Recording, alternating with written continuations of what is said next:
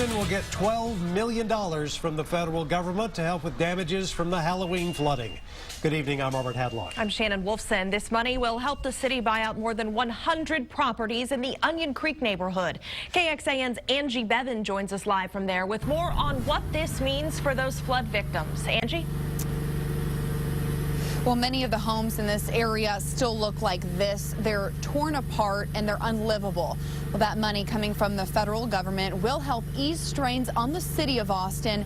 And for the people living here, they're hoping that it helps move the buyout process along. Yeah, I'm ready to go. Mark Witt's home is part of the city's current buyout plan. Since Halloween, life's been interesting. This is my domicile, all 80 square feet of it. His stationary home is one of the more than 1,000 homes the flood damaged in southeast Austin.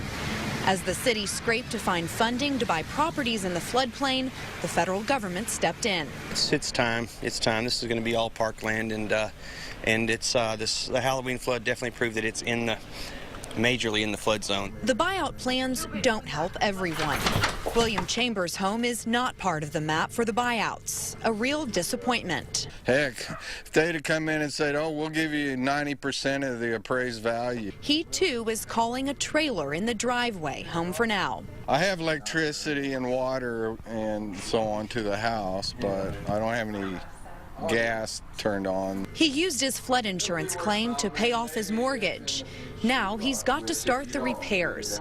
Though no matter how much he puts into his home of 26 years, it's forever a tough sell.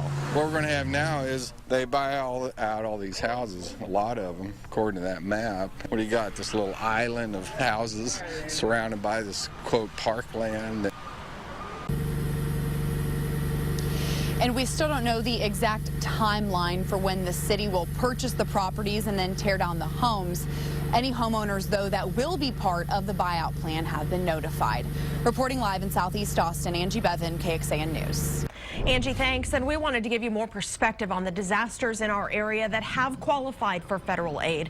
Last August, FEMA announced it would help the town of West after the fertilizer plant explosion in April killed 15 people and demolished parts of that town. FEMA also came through for the most destructive wildfire in the state's history, the Bastrop County wildfire in September of 2011.